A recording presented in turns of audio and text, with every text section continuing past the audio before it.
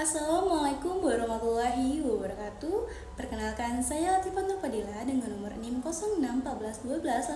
06141282429039.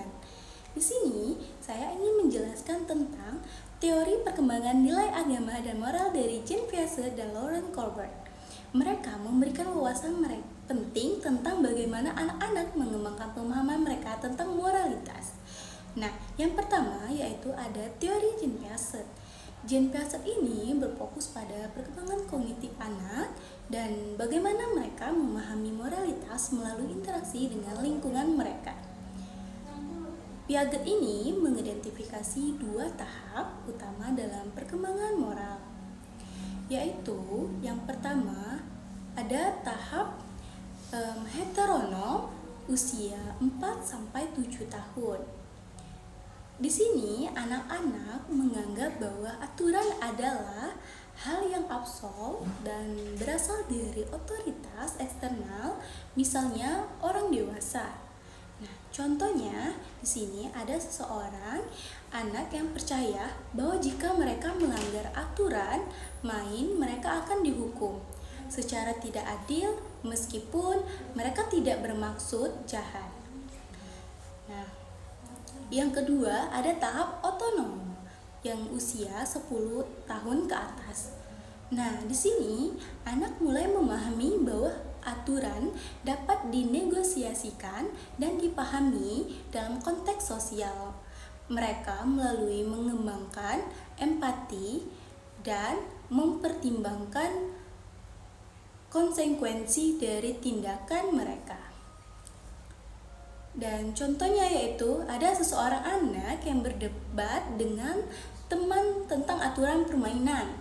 Nah, dan mengusulkan perubahan agar lebih adil bagi semua orang. Yang kedua ada teori Laurent Colbert ini. Laurent Colbert ini mengembangkan teori perkembangan moral yang lebih mendalam, membagi perkembangan moral menjadi 6 tahap yang dikelompokkan dalam 3 level, yaitu yang pertama ada level prakonvensional yang dimana tahap 1 ini kepatuhan dan hukuman pada usia anak 4-10 tahun. Moralitas didasarkan pada konsekuensi dari tindakan. Contohnya, seorang anak tidak mencuri permen karena takut dihukum oleh orang tua. Tahap kedua, kepentingan pribadi. Moralitas didasarkan pada apa yang menguntungkan dirinya sendiri. Contohnya, seorang anak melakukan tugas rumah untuk mendapatkan pujian atau hadiah. Nah, yang kedua ada level konvensional. Tahap 3 yang dimana mencari persetujuan. Nah, anak ini mulai memahami pentingnya hubungan sosial dan mencari persetujuan dari orang lain. Contohnya, seorang anak berusaha berbuat baik kepada teman agar mereka tetap menyukainya. Tahap keempat, pemeliharaan sistem sosial, yang dimana anak ini memahami pentingnya aturan dan norma dalam masyarakat. Contohnya, seorang anak beranggapan bahwa mereka harus mematuhi aturan sekolah untuk menjaga ketertiban yang ada di sekolah. Nah, yang level ketiga yaitu level pasca konvensional, di mana tahap 5 ini kontrak sosial. Anak ini memahami bahwa aturan bisa berubah dan harus mencerminkan nilai-nilai moral yang lebih tinggi. Contohnya, seorang remaja yang berargumen bahwa undang-undang harus diubah untuk mencerminkan keadilan sosial.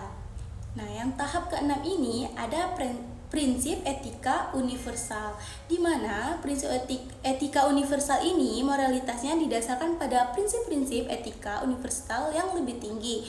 Contohnya, seorang individu yang menentang ketidakadilan meskipun itu bertentangan dengan hukum yang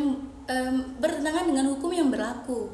Nah, di sini kesimpulan dari video dan teori kedua tadi, teori Piaget dan Kohlberg memberikan kerangka yang berbeda untuk memahami perkembangan moral anak. Piaget menekankan peran kognisi dalam memahami moralitas, sedangkan Kohlberg lebih fokus pada perkembangan moral melalui interaksi sosial. Pemahaman ini penting dalam konteks pendidikan dan pengasuhan untuk membimbing anak menuju perkembangan moralnya. Terima kasih, itulah yang dapat saya sampaikan. Lebih kurangnya saya mohon maaf, kepada Allah saya mengampun.